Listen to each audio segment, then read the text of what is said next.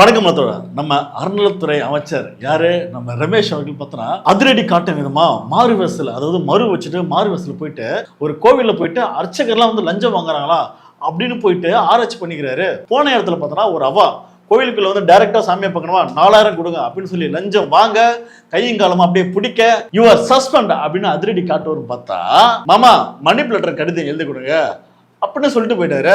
என்னங்க எனக்கு ஒண்ணுமே புரியலங்க, லஞ்சம் வாங்கியிருக்கிறாரு 4000 சஸ்பெண்ட் பண்ணாம மன்னிப்பு கடிதமா? ஆனா இதே அறநிலைத்துறை அமைச்சர் நம்ம ரமேஷ் தெரியுமா, கொஞ்ச நாளைக்கு முன்னாடி பார்த்தோன்னா அதாவது மருத்துவத்துறை சுகாதாரத்துறையில வந்து பார்த்தோன்னா பணியாற்றி இருந்தாரு. அங்க ஒரு காவலாளி யாரையும் ஒருத்தர் 20 ரூபாய் லஞ்சம் வாங்கிருக்க சஸ்பெண்டே பண்ணிட்டாருங்க.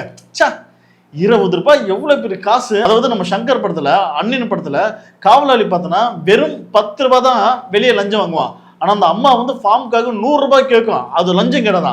அந்த மாதிரி அரசு மருத்துவமனையில காவலாளியே வேலை பார்க்கக்கூடிய ஒரு ஆளு 20 ரூபாய் லஞ்சம் வாங்கினது கேட்க சஸ்பெண்ட். இங்க பார்த்தோன்னா நம்ம மாமா 4000 ரூபாய் லஞ்சம் வாங்கினதுக்காக மன்னிப்பு கடிதம். இவர் ஏன் மன்னிப்பு கடிதம் கேட்டாரு, இதுக்கு பின்னாடி இருக்கிற அரசியல் என்ன, அதை பத்தி இந்த வீடியோல வந்து விலாவரே பார்க்கலாம்.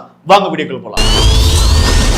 நம்ம வந்து ஆரம்பத்துல சொல்லியிருக்கோம், விஜய் சாருக்கு வந்து அரசியலை பத்தி அறிவு கொஞ்சம் கூட கிடையாது. அவர் அரசியல்ல ஒரு ஜீரோ. ஒரு வந்து நடிகனா வந்து நல்லா டான்ஸ் பண்ணுவாரு, ஃபைட் பண்ணுவாரு. ஏன் நானே ஒரு அணில் தான். ஒரு காலத்துல வந்து விஜய் படம் பார்த்தா வந்து ஃபயரை விட்ட ஒரு ஆளு. ஆனா அரசியல் தலைவரா வரும்போது இங்க உள்ள அரசியலை வந்து கொஞ்சம் கத்துக்கணும், தெரிஞ்சுக்கணும். அதாவது சமூக நீதி தலைவர் சொல்லி பெரியார் அம்பேத்கர் இவங்களை வந்து போட்டுக்கிட்ட மட்டும் போதாது. இவங்கெல்லாம் எதுக்காக வந்தாங்க, எதுக்காக போறாங்க, இந்த சமூகத்துக்காக அவங்க வந்து என்ன பண்ணாங்க, அவங்களோட கோல் வந்து இன்னும் வந்து என்னவா இருக்கு, நம்ம வந்து இன்னும் வந்து அவங்கள பணிகள் வந்து எந்த அளவுக்கு இன்னும் வந்து முன்னோக்கி கொண்டு போனோம் அப்படின்ற இதெல்லாம் தெரிஞ்சுட்டு வரணும். இதெல்லாம் தெரிஞ்சா இது போன்ற தவறுகள்லாம் இங்க வந்து நடக்காது. ஏன் சொல்லனா, இதெல்லாம் தெரிஞ்சதால தான் திமுக ஆட்சியில இது போன்ற ஒரு தவறு நடக்காது. ஆனா விஜய் சாருக்கு அரசியலை பத்தி ஒண்ணுமே தெரியாதால் தான் இந்த மாதிரி தவறுகள் நடக்குது. விஜய் சார் சொல்றாருல, பெரியார் வந்து என்னோட கொள்கை தலைவர் அப்படின்னு சொல்றாரு. அவருடைய கடவுள் மறுப்பை மட்டும் தான் நான் வந்து ஃபாலோ பண்றது இல்ல, ஆனா அவரோட மத்தது எல்லாமே நான் ஃபாலோ பண்றேன்னா முதல்ல பெரியாரோட கொள்கை என்ன தெரியுமா? கடவுள் மறுப்புன்றது அது வந்து அப்பாற்பட்ட விஷயம், அதுக்கு சம்மந்தம் கிடையாது. அவருடைய கொள்கை எதிரி, அதாவது அவரோட ஆம்பிஷன் என்னன்னா சாதி ஒழிப்பே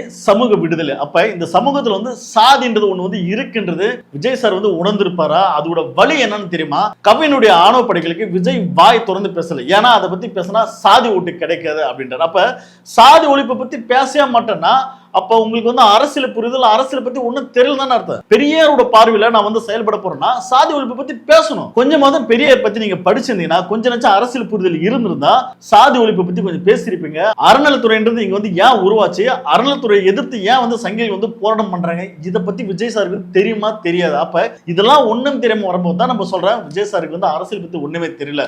அப்ப இதெல்லாம் தெரிஞ்சவங்க இங்க வந்து பார்ப்பனம் அப்படின்ற ஒண்ணு வந்து தலை விரிச்சு இங்க வந்து தன்னோட அதிகாரத்தை வந்து நிலநாட்டி இருந்தது. அதெல்லாம் அடிச்சு உடைச்சாங்க. அதை பத்தி விஜய் சாருக்கு தெரியுமா தெரியாதா? இதெல்லாம் நம்ம வந்து ஏன் சொல்ல வரேன்னா, அறநிலைத்துறையில பார்த்தோன்னா பார்ப்பன வகுப்பை சார்ந்த, அதாவது பார்ப்பன ஜாதியை சார்ந்த ரமேஷே கொண்டு போயிட்டு அவரை போயிட்டு நீங்க ஒரு அமைச்சரா வந்து நியமிச்சீங்கன்னா அங்க என்ன நடக்கும்? சங்கிங்க வந்து தப்பு செய்யறாங்க. அதாவது உண்டில் போற காசே பாதி காசு வந்து ஆட்டையை போடுறாங்க. கோவிலுக்குள்ள இருக்கிற சிலைகள் மேல இருக்கிற, கழுத்தில் மேல இருக்கிற சில நகைகள் வந்து காணாம போகுது. இதுக்கெல்லாம் வந்து ஒழுங்குபடுத்தணும். இதெல்லாம் வந்து சட்ட ஒழுங்கா ஒண்ணு கொண்டு வரணும். அது மட்டும் இல்லாம அனைத்து சாதனைகளும் அர்ச்சகராகணும். எல்லாருக்கும் வந்து சம உரிமை வேணும். இங்க வந்து சாதியை பார்த்து இவன் வந்து ஒதுக்கப்படக்கூடாது. எல்லாரும் வந்து சாமிகிட்ட பூஜை பண்ணலாம், எல்லாரும் போயிட்டு சாமியை வழிபடலாம் அப்படின்ற விஷயத்துல இங்க வந்து மைண்ட்ல வச்சு அறநிலைத்துறைன்னு ஒண்ணு வந்து கொண்டு வராங்க. அப்படி கொண்டு வந்த துறையில காலங்காலமா இங்க பார்த்தோம்னா அறநிலைத்துறை அமைச்சர் இங்க வந்து யாரை கொண்டு வரனா எந்த ஒரு பார்ப்பனரும் இங்க வந்து கொண்டு வரது கிடையாது. ஏன்னா திருடங்கையிலே சாவியா அப்படின்ற மாதிரி அதெல்லாம் தூக்கி போட்டு ஒரு பட்டியலினத்தவரோ இல்ல வந்து ஒரு வந்து ஒடுக்கப்பட்ட சமூகம் சார்ந்தவரோ அவர் அங்க கொண்டு வந்து அவர் அங்க வந்து நியமிச்சு அவர் அதை வந்து கண்காணிக்கிற மாதிரி தான் இத்தனை ஆண்டு காலமா எல்லா அரசியல்வாதிகளும் செஞ்சுட்டு வந்தாங்க. ஆனா நம்ம விஜய் சார் பார்த்தோன்னா ஆட்சிக்கு வந்த உடனே அறநிலைத்துறை வந்து பார்த்தோன்னா அவ்வா கைக்குள்ளதான் போனோம், சாவி அப்படின்னு அவர் கையை பிடிச்சு கொடுத்துறாரு. விஜய் சாருக்கு இந்த பார்ப்பன அரசியல் பத்தி தெரியுமா தெரியாதா? இதெல்லாம் தெரிஞ்சு கொடுத்தீங்களா இல்ல தெரியாம கொடுத்தீங்களா? இதெல்லாம் கொடுக்க வச்சாங்களா? அப்ப நீங்க வந்து யாரோட பின்புலத்தில் செயல்படுறீங்க? RS பின்புலத்தில் செயல்படுறீங்களா? ஏன்னா பிஜேபி போன்ற RS காரன் வந்து ஒரு தமிழ்நாட்டை வந்து ஆண்டானா அவனுக்கு தோணும் அறநிலைத்துறை பார்த்தனா அது அவாக்கள் கையில் மட்டும் தான் இருக்கணும். அவாக்கள் பார்த்தா சுத்தமானவர்கள், தூய்மையானவர்கள், அவர்களை பார்த்தா நம்மளை விட மேன்மையானவர்கள். சோ அவர்கள் மட்டும்தான் கடவுளை தொட்டு வழிபடுகிற ஒரு தகுதி இருக்கு அப்படின்னு ஒரு RS காரன் சங்கி எப்படி நினைப்போனோ அந்த மாரி விஜய் சார் அவர்கள் நீங்க நினைச்சீங்களா? இல்ல அதனாலதான் சாவியை கொடுத்தீங்களா? நீங்க கொடுத்த சாவியில் தான் இன்னைக்கு என்ன நடக்குது? அமைச்சர் ரமேஷ் அவர்கள் வந்து அந்த கோவில போயிட்டு கையங்காலமா பிடிச்சதால 4000 ரூபாய் வந்து அர்ச்சகர் வந்து லஞ்சம் வாங்கினதால அவருக்கு சஸ்பெண்ட் பண்ணாம மன்னிப்பு கடிதம் வந்து எழுதி கொடுக்க வேண்டும் என்றது ஒரு செய்தி வருது. இது செய்தி தான், யாரோ வந்து வதந்தெல்லாம் பரப்பல. அப்ப செய்தி வரும்போது அது வரைக்கும் பார்த்தோன்னா அமைச்சர் ரமேஷ் அவர்கள் பார்த்தோன்னா அமைதியா தான் இருந்தாரு. செய்தி வந்த உடனே பார்த்தோன்னா மக்கள் மத்தியில் பார்த்தோன்னா அது ஒரு பெரும் எதிர்ப்பா இருந்தது. என்னது 4000 ரூபாய் லஞ்சவனுக்கு மன்னிப்பு கடிதமா? அதாவது ஒரு காலத்துல மனு தர்மம் சனாதனப்படி வந்து வாழக்கூடிய பார்ப்பனர்கள் இருக்காங்க தெரியுமா, அவங்க எவ்வளவு பேர் தப்பு செஞ்சாலும், அதாவது கொலையே செஞ்சா கூட அவங்களுக்கு எந்த தண்டனையும் கொடுக்க கூடாது. ஏன்னா அவங்களாம் சாமிக்கு நிகரானவங்க. அவங்களுக்கு தண்டனை கொடுத்தா நமக்கு பாவம் முடிச்சிருமா. அதனால அவங்களோட முடியை, அந்த குடிமை இருக்குல்ல, அந்த குடிமை மட்டும் அந்த முடியை லைட்டா கட் பண்ணி விட்டா போதுமா, அதுவே பெரிய பாவமான தண்டனையா. பாவம் பார்த்தியா, கொலை பண்ணியிருந்தா கூட அவனுக்கு குடிமை கட் பண்ணிட்டாவே பெரிய தண்டனையா அப்படின்னு நம்மள எல்லாம் வந்து ஓலாக்கு அதை ஊட்டி நம்ப வச்சிருந்தாங்க. அதெல்லாம் இன்னைக்கு உடைச்சு அம்பேத்கர் எதனா சட்டம் வந்து எல்லாருக்கும் சமமானது, அவாலாவது இவாலாவது எவனா இருந்தாலும் பார்த்தோன்னா சட்டத்தின் முன் சமண்டா அப்படின்னு வந்து அம்பேத்கர் வந்து சட்டத்தை எழுதுறாரு. அதன்படிதான் இன்னைக்கு வந்து எல்லா இடத்துலையும் செயல்படுது. சில இடத்துல பார்த்தோன்னா அதையும் மீறி பார்த்தா தப்பு செயல்படுது. ஆனா அமைச்சராகிய இவரு 4000 ரூபாய் லஞ்சம் வாங்கினதுக்கு என்னங்க பனிஷ்மெண்ட்? இது மன்னிப்பு கடிதம் எழுதி கொடுத்தா போதுமா? நல்லா பனிஷ்மெண்ட். அப்ப என்ன காரணம்? நம்ம சாதிக்கிறேன் அவா, நானும் பெல்ட் போட்ட அவா, அவர் மாமாவும் பெல்ட் போட்ட அவா. அதனால எங்களுக்குள்ள நாங்கள் வந்து ஒரு அட்ஜஸ்ட்மெண்ட். கோயிலுக்குள்ள வந்து பல கொள்ளைகள் நடந்தாலும் எங்களுக்குள்ள நாங்கள் ஒரு அட்ஜஸ்ட்மெண்ட் சொல்லிக்க மாட்டோம். உண்டிலிருந்து காசு நாங்கள் ஆட்டையை போட்டாலும், சாமிக்கு எடுத்து நகையை நாங்கள் வந்து ஆட்டையை போட்டாலும் எங்களுக்குள்ள நாங்கள் வந்து ஒரு அட்ஜஸ்ட்மெண்ட் வெளியே சொல்லிக்க மாட்டோம். அப்ப இதனால தான் நம்ம வந்து சொன்னோம், விஜய் சார் அவர்களே என்னங்க இது திருடன் கையிலே சாவியா, அந்த இடத்துல வந்து வேற ஒரு ஆளை வந்து பணி நியமனம் பண்ணுங்க. என்னங்க அதுதாங்க கொஞ்சம் நாச்சும் அரசியல் அடிப்படை கொஞ்சம் தெரிஞ்சுனாச்சும் கொஞ்சம் வரணுங்க. எதுக்காக இப்படி வந்து கேவலப்படுத்துறீங்க? தமிழ்நாட்டு மக்களோட அரசியல் என்ன உங்களுக்கு வந்து தெரியுமா? இது கூட தெரியாம நீ வந்து இப்படி வந்து அரசியல் பண்ற பேர்ல வந்து கூத்து பண்றீங்கன்னு சொல்லிதான் மக்கள் பொதுமக்களாக எல்லாரும் வந்து கேள்வி கேட்கும் போது அதெல்லாம் அவர் கடந்து போயிட்டாரு. அதெல்லாம் காதலே கேட்டுக்கல. ஆனா இதெல்லாம் சொன்னார் நம்ம வந்து ஆதவர்ஜன் அதுக்கு ஒரு பதில், நாங்க அவருக்கு சாதியை பார்க்கலங்க, அவர் இளைஞன் யங் மேன், நாங்க அப்படிதான் அவர் வந்து பார்த்தோம். இளைஞன் யங் மேன், நாங்க சாதியை பார்க்க மாட்டோம்னா அவர் ஏன் சார் அவர் கொண்டு போய் ஸ்ரீரங்க தொகுதியில் நீங்க வந்து நிக்க வச்சுங்க? அப்ப ஸ்ரீரங்க தொகுதியில் வந்து யார் அதிகமா வாழ்றாங்கன்னா பார்ப்பனர்கள் நிறைய வாழ்றாங்க. அந்த இடத்துல வந்து பார்ப்பன சாதியை நிக்க வைக்க மட்டும் சாதி எப்ப பாத்தீங்க? சரி, யாருக்குமே நீங்க சாதி பார்க்கலாம், 7 தலித்துக்கு மட்டும் நான் வந்து அமைச்சர் பதவி கொடுத்தோன்னு இப்ப மட்டும் போஸ்ட் அடிக்கலையே, இப்ப மட்டும் சாதி பார்க்க உங்களுக்கு தோணுமா? அப்ப தலித்து மட்டும் நீங்க வந்து சாதி பார்ப்பீங்க, மத்த நீங்க சாதி பார்க்க மாட்டீங்க. இதெல்லாம் டிராமா. இதெல்லாம் வந்து நாங்க வந்து நம்பணும் கண்ணை மூடி. சரி, அப்படியே பாயிண்ட்டுக்கு வருவோம். நம்ம ரமேஷ் அமைச்சர் தெரியுமா, அறநிலைத்துறையோட அமைச்சர், அவர் என்ன பண்றாருன்னா, சார் நான் வந்து மன்னிப்பு கடிதம் வந்து எழுத சொல்லல, விளக்கம் கடிதம் வந்து கேட்டேன். எப்ப மக்கள் மத்தியிலிருந்து எதிர்ப்பு வந்தோடனே நான் வந்து விளக்கம் கடிதம் வந்து கேட்டேன்றாரு. விளக்கம் கடிதம்னா எப்படி? இந்த வந்து லஞ்சம் நீங்க வந்து எப்படி வாங்கினீங்க, 4000 நீங்க எதுக்கு வாங்கினீங்க இப்படின்னு விளக்கி கேட்பீங்களா? அதாவது அரசு மருத்துவமனையில 20 ரூபாய் ஒருத்தன் லஞ்சம் வாங்கினோடனே கையங்காலமா பிடிச்சு உடனே சஸ்பெண்ட் பண்ணுவீங்க. 4000 ரூபாய் லஞ்சம் வாங்கினதுக்கு விளக்கம் கேட்பீங்க. ஏங்க 20 ரூபாய் லஞ்சம் வாங்கிட்டவங்க வந்து விளக்கம் கேட்க வேண்டியதானே? 20 ரூபாய் வந்து டீ குடிச்சு கேட்டிருப்பான், இல்ல அட்லீஸ்ட் வந்து ஒரு வாட்டர் பாட்டில் வச்சு வாங்கி குடிச்சு கேட்டிருப்பான். சோ அங்கெல்லாம் நீங்க வந்து விளக்கம் கேட்க மாட்டீங்க. அங்க வந்து 20 ரூபான்றது லஞ்சம் ஊழல். ஆனா இங்க 4000 வாங்கினவருக்கு வந்து விளக்கி கேட்பீங்க. என்னன்னா, மாமா எதுக்காக நீங்க வாங்கினீங்க, இல்ல ஒருவேளை நெய் டப்பா வேணும்னு நீங்க வாங்கினீங்களா அப்படின்னு விளக்கி கேட்பீங்களா? என்னது தமிழ்நாட்டு மக்களை பார்த்தா எப்படி தெரியுது? இன்னும் காதுல ஏறி இன்னும் ஓலா பண்ணலாம்னு பாக்குறீங்களா? என்னது இதெல்லாம் நம்புற மாதிரி இல்ல. இப்படிலாம் தமிழ்நாட்டு மக்கள் இருந்து எதிர்ப்பு வந்தது காரணத்தால நம்ம அறநிலைத்துறை அமைச்சர் என்ன தெரியுமா, அப்படியே பெல்ட் அடிச்சாரு. அதாவது அவரை நாங்க வந்து சஸ்பெண்ட் பண்ணிருங்க அப்படின்ட்டாரு. ஓ வெல் டன் சூப்பர் அப்படின்னு சொல்லி அணிலாம் பார்த்தோன்னா ஃபயர் விட ஆரம்பிச்சு. பாத்தியா 4000 ரூபாய் லஞ்சம் வாங்கின அர்ச்சகரை பார்த்தா சஸ்பெண்ட் அப்படின்ட்டாங்க. என்னடா சொல்றீங்க உண்மையாட்டு போய் தேடி பார்த்தா இவர் யாரை சஸ்பெண்ட் பண்ணி வச்சுக்கிறாரு தேடி பார்த்தா அர்ச்சகரை சஸ்பெண்ட் பண்ண லெட்டர் வெளியிட்டு இருக்காங்க. அதை நம்ம படிச்சு பார்ப்போம். பாதுகாப்பு பணி திருச்செந்தூர் அருள்மிகு சுப்பிரமணிய சுவாமி திருக்கோவிலில் உள்துறையில் டெக்கோ நிறுவனத்தின் மூலம் முன்னாள் இராணுவத்தினர் பாதுகாப்பு பணிகள் செய்து வருவதால் 2 நபர்கள் பணியிலிருந்து விடுவித்த விவரம் தெரிவித்தல் தொடர்பாக அப்படின்னு போட்டிருக்காங்க. இதுல 2 நபர் பார்த்தோன்னா கே கருப்புசாமி, ஆ தோப்பு அப்படின்னு 2 பேர். இவங்க வந்து 2 பேர் யாருன்னா முன்னாள் ராணுவ வீரர்களை வந்து பணியாற்றணும். இதுல என்ன கேள்வி வருதுன்னா, அமைச்சர் வந்து ஆய்வு செய்யும் போது கையங்காலமா பிடித்த அர்ச்சகர் தான் முதல்ல செய்தி வந்தது. ஆனா இன்னைக்கு யாரா 2 பேர் தூக்கி இருக்காங்கன்னா காவலாளி, அதாவது முன்னாள் ராணுவ வீரர்கள் அவங்க வந்து காவலாளியா வந்து வேலை பார்க்கறாங்களா, அவங்கள தூக்கி இருக்காங்க. இல்ல எப்படி தெரியுது எங்களை பார்த்தா, முதல்ல என்னடான்னா அமைச்சர் வந்து மாறு வேடத்தில் 4000 லஞ்சம் வாங்கினதாக அர்ச்சகரை கையங்காலமாக பிடித்தாரு அப்படின்னா அர்ச்சகர் வந்து மென்ஷன் பண்ணிருக்கீங்க. அடுத்து அர்ச்சகரை வந்து மன்னிப்பு கடிதம் வந்து கொடுக்குமாறு வந்து செய்தி வந்திருக்கு. அதுக்கப்புறம் பார்த்தோன்னா அர்ச்சகரை வந்து சஸ்பெண்ட் பண்ணதாகவும் செய்தி வந்திருக்கு. அதுக்கப்புறம் பார்த்தோன்னா அர்ச்சகர்கிட்ட வந்து விலகம் கிடையாதாகவும் செய்தி வந்திருக்கு. இதுல எல்லாத்திலும் பார்த்தோன்னா அர்ச்சகர்னு வருது.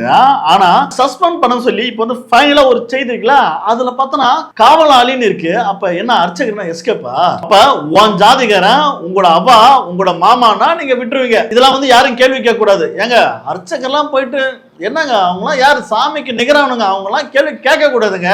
இதெல்லாம் பேசக்கூடாது, அபச்சாரம், ஓ வாயிலடி அப்படின்னு சொல்றீங்களா? இல்ல தமிழ்நாட்டு மக்கள் பார்த்தா எப்படியா தெரியுது? இல்ல ஓகே, நீ வந்து சொல்றபடியே பார்க்கலாம். அந்த காவலாளி வந்து 4000 ரூபாய் லஞ்சம் வாங்கினார்னா அந்த 4000 தான் அந்த காவலாளி சுருட்டி ஆட்டியை போட்டு போறா. இதுக்கு பின்னாடி யாரு இருப்பா? ஏன்னா அந்த காவலர்கள் அப்படியே கோவில் கருவறைகளுக்கு கொண்டு போய் நிக்க வச்சு பூஜை பண்ணி விட்டுருவாரா? அதுக்குள்ள யாரு கண்ட்ரோல் இருக்கா? அவாக்கள் கண்ட்ரோல் தானே இருக்கு. அப்ப அந்த 4000 ரூபாய் அவளுக்கு போகாதா? என்னது இது வந்து டிராமா? இல்ல இந்த மாரி வந்து கேடு கட்ட ஒரு டிராமா நடத்தி இப்படி வந்து வெள்ளந்தே நீங்க வந்து மாட்டுக்கிறீங்க. அதாவது எது உண்மை எது பொய்? இல்ல இதெல்லாம் வந்து வேஷமா? இதெல்லாம் வந்து பொய் வேஷமா? அப்ப உண்மையா தப்பு செஞ்ச ஒரு அர்ச்சகர அவ்வாக்கள் மாமாக்களை அவங்கள வந்து சஸ்பெண்ட் பண்ணாம திராணி இல்லாத இந்த அரசு கையால் ஆகாத அந்த அமைச்சரும் பார்த்தோன்னா இந்த மாதிரி வேலை செஞ்சிருக்கீங்கன்னா அப்ப அந்த அவளை பார்த்து உங்களுக்கு அவ்வளவு பயமா? இல்ல தன்னோட சாதிக்காரன்றதால இதெல்லாம் வந்து பண்ணாம இருக்கீங்களா? என்னது மக்களே, பொதுமக்களை இங்க பாருங்க, இங்க வந்து என்ன மாதிரி டிராமான்றது என்ன கூத்துன்றது நீங்களே பாருங்க. அப்ப இதனாலதான் நம்ம வந்து சொல்றோம், கோவில்ன்றது அது ஒரு அதிகாரம். காலங்காலமா அது வந்து ஒருத்தன் கையில மட்டும் தான் இருக்கா. அதெல்லாம் உடைச்சு தூக்கி போட்டு இன்னைக்கு வந்து அனைத்து சாதனையும் அர்ச்சகர் ஆகலாம் அப்படின்ற ஒரு திட்டம் மூலமா எல்லாரையும் வந்து அங்க வந்து சமமா உள்ள கொண்டு வரதுக்கான வேலைகள் வந்து இந்த தமிழ்நாடு வந்து முற்போக்கா சிந்திச்சு அந்த தேரை வந்து முன்னோக்கி இழுத்துட்டு போகும்போது ஒரு அரசியலை பத்தி அறிவு இல்லாம ஒண்ணுமே தெரியாம விஜய் அவர்கள் வந்து நீங்க ஆட்சிக்கு வந்து இந்த மாரி கேலி கூத்தா நடந்துட்டு இருக்கு. இதை வந்து நீங்க வந்து ஒரு அரசியலா புரிஞ்சுக்கிட்டு ஒரு சரியான தலைவருக்கு வந்து வாக்களிச்சுன்னா இந்த மாரி கேலி கூத்துக்கெல்லாம் நடக்குமா அப்படின்றது தயவு செய்து அணிவில் தற்கொலைகளா கொஞ்சம் யோசித்து பாருங்கடா. அப்ப இந்த மாதிரி தவறு நடக்குதுன்னா இந்த தவறை தடுக்கிறதுக்கு பெரியரோட அரசியல் தேவை, பெரியரோட கண்ணோட்டம், அவரோட பார்வையிலிருந்து நீங்க வந்து அரசியலை பார்த்தாதான் இதை வந்து தடுக்க முடியும். அப்ப விஜய் சார் வந்து இங்க ஃபெயிலியர், அதை பத்தி அரசியல் அறிவு அவருக்கு கொஞ்சம் கூட இல்லை. அதுக்கப்புறம் பார்த்தோன்னா அம்பேத்கரோட பார்வையில முதல்ல இந்த வீடியோ பார்த்துருங்க, அதுக்கப்புறம் பேசுவோம். இங்க வந்து குறிச்சி பிரிவு எஸ்ஏ காதரனா வீட்டில் வந்து மாடு அறுத்துட்டு இருக்காங்க. அவங்களுடைய செட்டு கார் செட்டுக்குள்ள வச்சு மாடு அறுத்துட்டு இருக்கிறது. இப்போ வந்து காவல்துறை வந்து மாடு அறுக்கக்கூடாது, இந்த மாட்டுக்களை எல்லாம் நாங்கள் கோசோலைக்கு பிடிச்சிட்டு போகிறோம் அப்படின்னு சொல்லி இப்போ மாட்டை வந்து பிடிக்கிறதுக்காக இங்கே வந்திருக்காங்க. அப்போ வந்து இப்படி ஒரு இது வரைக்கும் இல்லாத ஒரு புது இது வந்து ஆட்சி மாறினோடனே இங்கே காட்சியெல்லாம் மாறிட்டு வருது. இது வந்து உத்தரப்பிரதேசமா இல்லை தமிழ்நாடான்னு தெரியாத அளவுக்கு மாடு வந்து அறுக்கக்கூடாது, அறுத்தானா நாங்கள் வந்து கோசலைக்கு தூக்கிட்டு போவோம், உங்க மேலே வழக்கு போடுவோம்னு சொல்லி இப்ப காவல்துறை வந்து இங்க நின்று இருக்கு. அதாவது முஸ்லீம் சார்ந்த ஒரு பண்டிகை நடந்துட்டு இருக்கு, அதுக்கு பார்த்தோன்னா மாடு வெட்டுறாங்க. அதாவது மாடுன்றது அது ஒரு உணவு, அது வந்து ஒட்டுமொத்த மக்களும் சாப்பிட்றாங்க. இதை ஒரு குறிப்பிட்ட மக்கள் தான் சாப்பிடுவோங்கிறது அதை நீங்க நம்புறது பார்த்தோன்னா அது ஒரு முட்டாள்தனம்.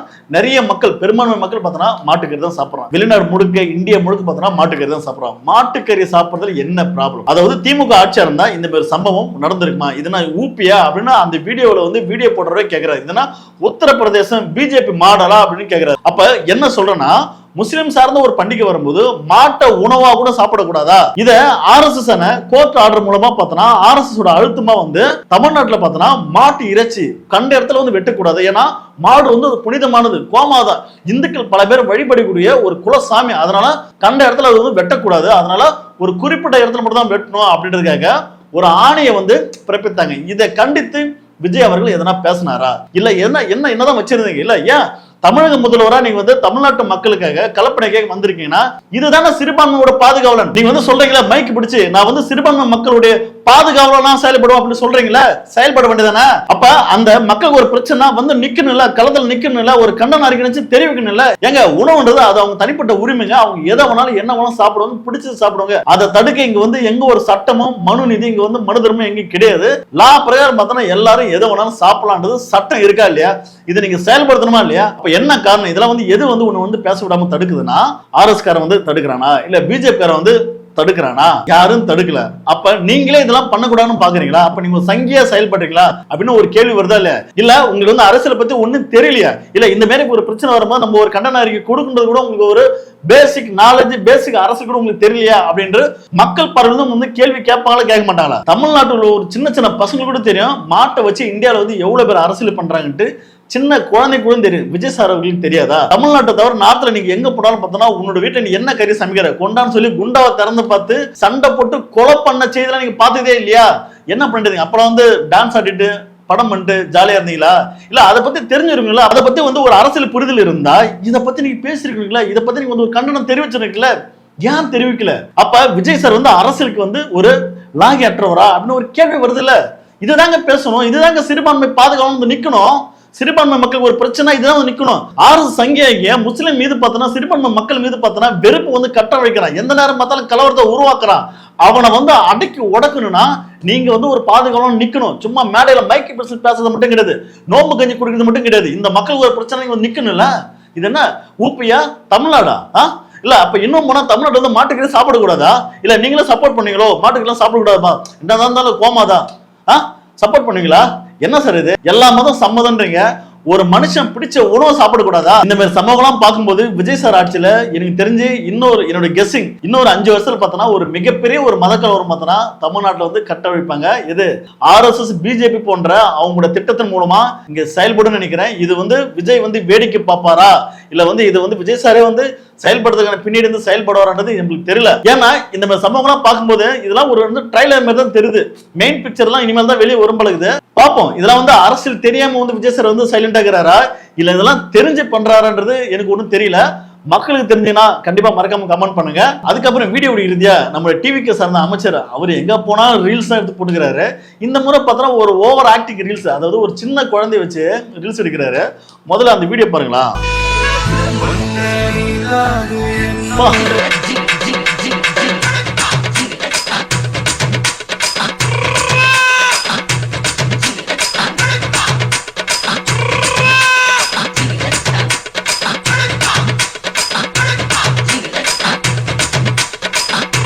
அதாவது ஒரு சின்ன குழந்தை கூட்டு அள வைக்கிற மாதிரி பாசத்தை பொழிகிறாரு. அது ஒன்றும் இல்லை, நீங்கள் அந்த வீடியோ கொஞ்சம் உத்து பார்த்தீங்கன்னா கொஞ்சம் ஈஸியாக கெஸ் பண்ணலாம். அவர் சாப்பிட்ற அந்த இலை இருக்குல்ல, அந்த இலையில பார்த்தோன்னா ஃபர்ஸ்ட் பார்த்தோன்னா பரோட்டா மட்டும் தான் இருக்கு. அதுக்கப்புறம் பார்த்தோன்னா அடுத்த ஷாட்ல எவனையும் பார்த்தோன்னா சால்னா ஊற்றிருக்கிறான். அடுத்து பார்த்தோன்னா பக்கத்தில் இருக்கிற இலையில பார்த்தோன்னா பரோட்டாவே இல்லை, சாப்பிட்டே முடிச்சிட்டான். அப்போ கிட்டத்தட்ட இந்த ரீல்ஸ் பார்த்தோன்னா ஒரு 10 நிமிஷமா வந்து எடுத்திருக்காங்க ரீல்ஸ். நல்லா அழுவுமா, இன்னும் நல்லா அழுவுமா, நல்லாமா கண்ணில் தண்ணி வர மாதிரி அழுவுமா, நல்லா அப்படி வா பக்கத்துல வாமா, இப்படி சொல்லி கொடுத்து ரீல்ஸ் பைத்தியமா இந்த வந்து டிவிக்கு அமைச்சர்கள் எம்எல்ஏ செயல்படுறாங்க. பாருங்க இந்த மாதிரி வந்து ரீல்ஸ் முகத்துல வாழ்ந்தா மக்கள் பிரச்சனைக்காக தினம் மக்கள் பார்த்தா ஏதோ ஒரு மூலையில வந்து பாதிக்கப்படுறான். அதுக்காக இவங்க வந்து களத்தில் நிக்கிறதா பார்த்தோன்னா எனக்கு தெரியல, தமிழ்நாட்டு மக்களுக்கும் தெரியல. நேற்று ஒரு செய்தி தாவைக்காரன் பார்த்தா போலீஸ்காரனே போட்டு அடிச்சிருக்கான். அதுக்கப்புறம் ஒரு வந்து வயசான பாட்டி கேங் ரேப். என்ன நடக்குன்னு தெரியல. அது வந்து விஜய் சார் சொன்னாரு சிங்கப்பெண் அதிரடி படை வந்து நான் கொண்டு வரேன் அப்படின்னு சொன்னாரு. சிங்கப்பெண் அதிரடி படை எப்ப வரும்னு சொல்லி மக்கள் காத்து நிக்கிறாங்க. ஆனா விஜய் சார் பார்த்தனா இன்னைக்கு அந்த படையை வந்து துவங்கி வைக்கிறதா வந்து சொல்லியிருந்தாரு. ஆனா இன்னைக்கு சார் என்ன பண்றாரு, அதை தூக்கி போட்டு ஒரு கல்யாணத்துக்கு போயிட்டாரு. பட்டு வெட்டி பட்டு சட்டையோடு. ஏங்க சட்டை ஒழுங்கு சந்தி சிரிக்குது, இதெல்லாம் ஒழுங்குபடுத்த அந்த படையை ஓபன் பண்ணி விடுங்கன்னா சார் பார்த்தா கல்யாணத்துக்கு போயிட்டாரு. பாருங்க என்ன மாதிரி நிலைமையில வந்து இந்த வந்து ஆட்சி நடக்கின்றது நீங்களே பாருங்க. இது போன்று ரீல்ஸ் எடுக்கும் எம்எல்ஏக்கள் ஃபயரா களத்தில் வேலை பார்க்கும் நம்முடைய முதல்வர் சிஎம் அவர்களை பற்றியும் நீங்க என்ன நினைக்கிறீங்கன்றது மறக்காம கமெண்ட் பண்ணுங்க. அப்படியே இந்த வீடியோ பத்தின கருத்துக்களும் மறக்காம கமெண்ட் பண்ணுங்க. அடுத்த வீடியோவில் சந்திப்போம். நன்றி, வணக்கம்.